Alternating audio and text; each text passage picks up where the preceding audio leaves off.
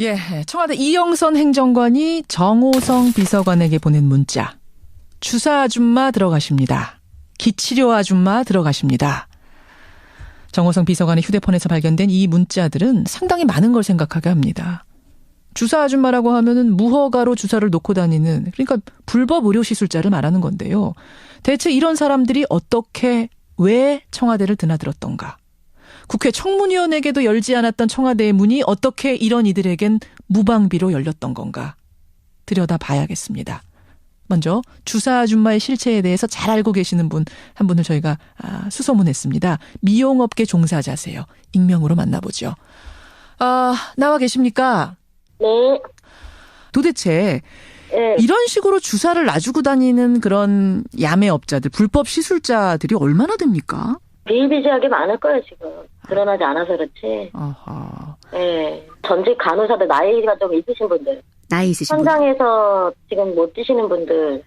집에서 이제 아기 낳고 나면 다들 들어가지 못하잖아요. 3개월대 근무 안 하시고. 다시 병원 취직 못하는 경우에. 그죠. 종합병원 같은데 다니셨던 분들 이제 개인병원 전전하시다가 개인 프리로 이제 다니시면서 운 좋으신 분들은 그렇게 좀 고위 간부급들 체크해 주시는 분도 계신다 그러고 성형외과나 이런 고급 병원에 인턴 실장으로 좀 있다고 하는 사람도 있고 상담도 하는. 예. 그러면서 약은 얼마든지 구할 수 있죠. 불법 시술자들이 놔주는 약이란 게 도대체 어떤 주사예요?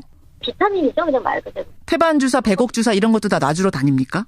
태반 주사 정도까지는 아마 좀 피로 회복에 좋으니까 그런 거는. 근데 이게 전문 의약품이라서 그냥 약국에서 시중 약국에서 못 사는 거잖아요. 약발 못 사죠. 그러면 그런 것들을 납품하는 병원들이 또 서로의 인맥들이 있지 않을까요? 인맥을 통해서. 저는 네, 의료계에 종사했으니까 인맥을 통해서 빼내서. 인맥을 통해서 좀 식구들이 맞겠다 이러면서 빼오지 않을까요? 얼마씩이나 받아요? 5만 원, 10만 원씩도 하고 그랬는데 이제 가격대가 더 높아지지 않았을까요? 그렇군요. 근데 왜 멀쩡한 병원을 놓고 그런 불법 시술자들한테 이른바 야매 주사를 맞습니까? 밖에 드러나는 게 싫으니까. 말이 나오니까. 자기가 그렇게 하는 게 보이기가 싫은 거지. 값이 떨어지니까. 주로 얼굴이 알려지면 안 되는 사람. 알려져 있으니까. 예. 근데 비타민 주사나 폐반 주사가 불법은 아닌데 그냥 맞으면 되잖아요, 병원 가서. 그래도 아까 말씀드린 대로 내가 그냥 일반 병원을 가서 감기 때문에 갔잖아요. 피디님 감기 때문에 가면 감기 때문에 와서 약을 맞는 줄 알잖아요. 그렇죠. 근데 일반 유명인들은 어떻겠어요? 상상의 나라를 펼치잖아요. 얼굴이 좀 알려져 있는 사람들. 그렇죠. 예. 예, 그게 꼭 연예인이 아니더라도 그럼요. 정치인이라든지 이런 권력자들. 예. 근데 지금 이 문제는 정호성 비서관 휴대폰에서 나온 문자입니다. 청와대에도 이 주사 아줌마가 드나들었다는 거예요. 예, 그럴 수도 있죠. 왜 그러냐면 편하니까 내 몸을 아는 사람이니까 부를 수도 있고. 말이 나올까 봐. 말이 나올까 봐. 말이 나올까 봐. 별다른 말이 많이 나올까 봐. 오랫동안 친분을 유지한 사람이라면은 청와대로 불러들여서 충분히 알아볼 수 있으면 그런 사람이 있는데 한번 해보자고 하면 그러다 보니까 이제 연줄 됐겠죠. 그렇군요. 예, 그분은 국회의원 되기 전에 일반인이었잖아요. 예. 그쪽 업계에서는 이 청와대도 이른바 야매 주사, 그러니까 불법 시술자가 들어가서 이 주사 놨다는 얘기를 듣고 업계 분들은 무슨 얘기들 하세요? 아무래도 웃죠 그냥. 왜요? 아직도 그런 사람이 있구나 이렇게. 아직도 그런 사람이 있구나. 근데 그게 청와대구나. 네, 웃죠. 왜 그러냐면 그 사람 옛날 사람이에요. 세상은 너무 많이 변했는데 아직도 이게 미안한지 뭔지도 모르고 그냥 한 거죠. 편하니까. 그래요. 미용업계 종사자가 들여다본 이번 사태. 주사 아줌마의 실태. 오늘 어려운 인터뷰 이렇게 응해주셔서 고맙습니다. 네. 예. 주사 아줌마의 실체에 대해서 그 현황에 대해서 잘 알고 계시는 한 분을 저희가 미용업계 종사자 한 분을 먼저 만났습니다. 이어서 국회 청문위원이죠. 국민의당 김경진 의원 연결을 해보겠습니다. 김 의원님 안녕하세요. 네, 안녕하십니까. 이영선 행정관이 정호성 비서관에게 보낸 문자가 한 5통이 나온 거죠. 주사 아줌마 들어가십니다. 기치료 아줌마 들어가십니다. 이거 어떻게 보셨어요, 김 의원님? 이게 결국은 이번 사태 전반을 거쳐서 나타난 게 대통령이 자기가 대통령이다. 그러니까 공인 중에 최고 공인이다. 이런 인식이 전혀 없는 거예요. 전혀 없는 거예요. 예, 대통령이 됐으면 공조직을 통해서 모든 것을 해결해야 되고 예. 또 대통령 본인의 신체는 자기 개인의 신체가 아니거든요. 그렇죠. 그럼요. 국가 전체의 신체인데 그런 점에 대한 인식이 전혀 없다 보니까 결국은 이 군 최고 통수권자라는 사람이 야매 의료인에게 자기 몸을 맡긴다. 그러니까 어제 하루 종일 돌아다녔던 인터넷 댓글 얘기가 야매 정권, 야매 의료 맞아요. 두 단어였는데요. 그렇죠. 정말 충격이었습니다. 충격이죠. 최현호님이 지금 청취자가 주사 아줌마가 만약 그 주사약에다가 독약이라도 넣어서 그렇게 들어갔었으면 도대체 어떻게 되는 거냐 이런 생각을 우리가 할 수밖에 없는 거 아니겠습니까? 그렇죠. 그러니까 이 보안 손님 얘기가 이제 내내 이번 청문회 내내 나왔는데요. 예. 사실은 국회의원들이 국정조사를 위해서 청와대 들어가는 것은 보안 시설이니까 못 들어가게 한다. 예. 또 검찰이 압수수색을 하기 위해서 청와대 들어가는 그것도 보안 시설이니까 들어가서 압수수색할 수 없다라고 했는데 예. 정작 자기네들은 한밤중에 아무나 불러들여서 그냥 아무 짓이나 한 거예요, 보면. 그렇죠. 아니 근데 김 의원님. 네. 청와대 안에 의료진도 있고 외부에 자문의들도 잔뜩 있는데 굳이 왜 불법 시술 이른바 야매 아줌마를 주사 아줌마를 청와대 안으로 왜 불러들인 겁니까? 이게 대통령과 최순실 씨의 정신 세계가 상당히 독특하다는 반증이에요, 보면. 그러니까 곰곰이 생각해 보면 대통령이 미용을 위해서 가령 필러 시술을 한다. 예? 공개적으로 하면 국민들이 뭐라고 할 사람 없거든요, 보면. 다만 딱 정해놓고 정해진 프로토콜에 따라서 하면은 그걸 누가 뭐라 그러겠습니까? 그렇죠. 예. 근데 이분들이 어쨌든 대통령이 링거 주사를 맞는다 또는 얼굴을 이렇게 주름에 펴기 위해서 뭔가 시술을 한다 이런 것 자체가 예. 밖으로 알려져서는 안 된다라는 생각을 하고 있고 특히 이분들의 전체적인 성향 자체가 예. 굉장히 뭐에 좀 강박 집착을 하고 있는 거예요. 보면 특정한 어떤 상황에 대해서. 특정한 상황이라는 게 뭐예요? 그러니까 뭔가 피해 의식 같은 거 드러나면 내가 공격당할 거다 이런?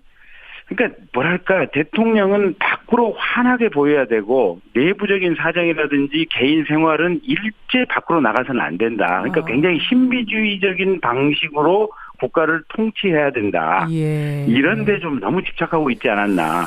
그럴 수도 있고요. 저는 또 하나 드는 게 혹시 그 주사 아줌마가 들고 간 주사가 맞아서는 안 되는 못 맞을 주사였던 건 아닌가라는 생각 하나 들고 아니면 정량을 넘어서 너무 자주 그런 주사를 맞다 보니 이 비선 그러니까 자문이라든지 주치의가 맞는 그 정도 양을 넘어서는 걸 맞다 보니 결국은 비밀리에 주사 아줌마까지 들여서 맞았던 건 아닌가. 전 이 두 가지 좀 합리적인 의심을 하게 되는데 어떻습니까? 그 두 가지 가능성이 충분히 다 있어요. 있죠? 그러니까 네, 최순실 씨 같은 경우는 지금 프로포폴 중독이라는 거 아니겠습니까? 그렇죠. 예. 근데 여러 곳에서 지금 밝혀진 정황에 따르면 예. 최순실 씨가 프로포폴을 많이 처방받아서 자기 집에 가져다 놓고 예. 자신의 집에서 지금 일부 스스로 이렇게 주사를 맞았다는 내용들이 나오고 있거든요, 보면. 집에 앰플이 잔뜩 있었다. 주사 아줌마가 드나들었다라는 도우미의 증언을 지금 특검이 확보했죠. 예, 그렇습니다. 그러면 그 앰플들을 주사 아주머니가 가지고 청와대로 가서 예. 대통령 몸에 놓지는 않았을까? 충분히 가능한 추론이거든요. 가능하죠.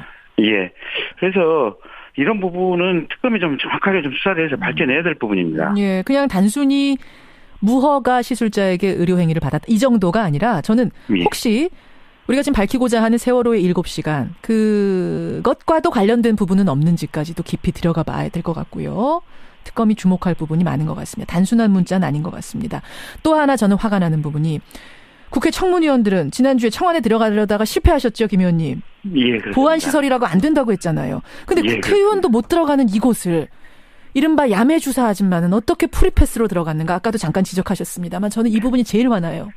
그러니까 이영선 씨가 밖에 나가서 그냥 차에 태워서 무시로 데리고 들어갔다는 거 아니겠습니까? 그렇죠. 예. 예, 그렇게 해서 들어간 사람이 차은택 씨 같은 분들, 또 김영재 의사, 또 지금 이름을 밝히지 않은 분들, 그다음에 최초에 정성주 씨, 정매주 씨 자매 같은 부분도 청와대에서 전혀 그 7시간 해명과 관련해서 얘기를 않고 있다가 네. 이게 나중에 이제 보도가 나오니까 그때서 지금 이 정식으로 뭐 계약을 한 계약직 직원이다 뭐 이런 식으로 설명을 하고 있지 않습니까? 그래요. 예. 그러니까 헌법재판소에서도 보면 7시간을 대통령 보고 이 시간 단위로 이렇게 적극적으로 좀 소명을 하라고 얘기를 하는데 아직까지도 답변을 못 내놓고 있거든요. 그렇죠.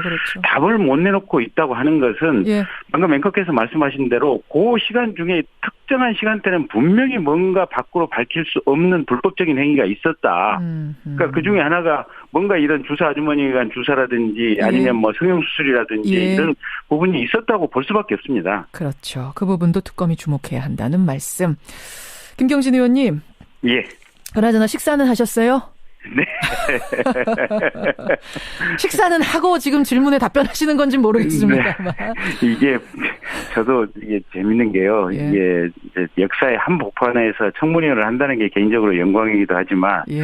대중들이 보면 주목을 하는 지점이 이제 제가 어떤 관심을 가지고 얘기하고자 하는 바하고 조금 다른 측면들이 있더라고요. 그래서 그런 부분은 저도 조금 좀 놀랍기도 하고 좀 당황스럽기도 하고 그렇습니다. 하고. 그 청문회 발언들 때문에 우병우 수석과의 그 질의하고 응답하는 그 장면 때문에 여기저기서 많이 화제가 되고 있는 건 아시죠? 예, 그렇습니다. 그렇게 될 줄 아셨어요? 아니요, 전혀 생각지도 못했습니다. 그러니까 저는 그때 그 마지막 이제 자정무렵에서 했던 질문이 결국은 그 모든 것을 누설하고 수사기밀을 누설했던 사람은 민정수석 직책에 있던 당신밖에 없다. 예. 그거를 간접적이고 우회적인 질문의 형태로 국민들에게 알려주기 위한 어떤 방편으로 그렇게 했던 거거든요. 아하, 그렇죠. 근데 이제 국민들은 우병우 씨가 워낙 뻔뻔한데 제가 이제 뭐랄까 강한 기싸움을 하면서 우병우 씨에게 한 방 먹였다라고 이제 이렇게 판단을 해서 그나마 좀 통쾌했다라고 생각을 하시는 것 같습니다. 맞아요. 그런 것 같습니다. 검사 대 검사가 붙는 느낌이었거든요. 네. 알겠습니다. 여기까지 김경진 의원님 앞으로도 활약해 주시고요. 오늘 고맙습니다. 예, 고맙습니다. 국민의당 김경진 의원이었습니다. 이게 나 받아요? 뭐 5만 원, 10만 원씩도 하고 그랬는데 이제 가격대가 더 높아지지 않았을까요? 아, 그렇군요. 아니 근데 왜 멀쩡한 병원을 놓고 그런 불법 시술자들한테 이른바 야매 주사를 맞습니까? 밖에 드러나는 게 싫으니까. 말이 나오니까. 자기가 그렇게 하는 게 보이기가 싫은 거지. 값이 떨어지니까. 주로 얼굴이 알려지면 안 되는 사람. 알려져 있으니까. 예. 아 근데 비타민 주사나 폐반 주사가 불법은 아닌데 그냥 맞으면 되잖아요, 병원 가서. 그래도 아까 말씀드린 대로 내가 그냥 일반 병원을 가서 감기 때문에 갔잖아요. 피디님 감기 때문에 가면 감기 때문에 와서 약을 맞는 줄 알잖아요. 그렇죠. 근데 일반 유명인들은 어떻겠어요?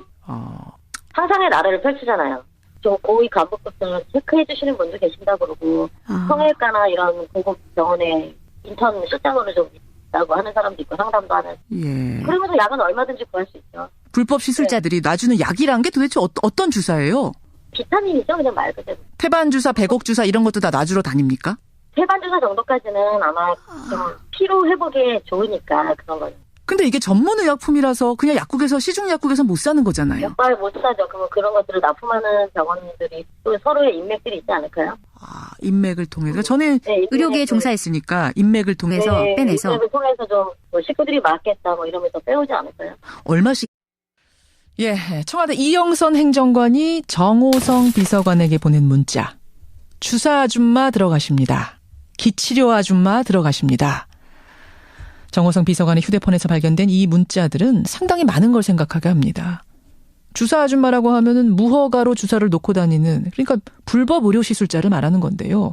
대체 이런 사람들이 어떻게, 왜 청와대를 드나들었던가? 국회 청문위원에게도 열지 않았던 청와대의 문이 어떻게 이런 이들에겐 무방비로 열렸던 건가? 들여다봐야겠습니다. 먼저 주사 아줌마의 실체에 대해서 잘 알고 계시는 분 한 분을 저희가 수소문했습니다. 얼굴이 좀 알려져 있는 사람들. 그렇죠. 예. 예, 그게 꼭 연예인이 아니더라도 그럼요. 정치인이라든지 뭐 이런 권력자들. 예. 근데 지금 이 문제는 정호성 비서관 휴대폰에서 나온 문자입니다. 청와대에도 이 주사 아줌마가 드나들었다는 거예요. 예, 그럴 수도 있죠. 왜 그러냐면 편하니까 내 몸을 아는 사람이니까 부를 수도 있고. 말이 나올까 봐, 말이 나올까 봐. 말이 나올까. 별다른 말이 많이 나올까 봐. 오랫동안 친분을 유지한 사람이라면은 청와대로 불러들여서 충분히 알아볼 수 있으면 그런 사람이 있는데 뭐 한번 해보자고 하면 그러다 보니까 이제 연주 됐겠죠. 그렇군요. 예, 그분은 국회의원 되기 전에 일반인이었잖아요. 미용업계 종사자세요. 익명으로 만나보죠. 나와 계십니까? 네. 도대체 예. 이런 식으로 주사를 놔주고 다니는 그런 야매업자들, 불법 시술자들이 얼마나 됩니까? 비일비재하게 많을 거예요, 지금. 드러나지 않아서 그렇지. 아하. 예. 전직 간호사들 나이가 좀 있으신 분들. 나이 있으신 분. 현장에서 지금 못 뛰시는 분들. 집에서 이제 애기 낳고 나면 다들 들어가지 못하잖아요. 3개월대 근무 안 하시고. 다시 병원 취직 못하는 경우에. 그죠. 종합병원 같은데 다니셨던 분들 이제 계획병원 전전하시다가 개인 프리로 이제 다니시면서 뭐 운 좋으신 분들은 그렇게 뭐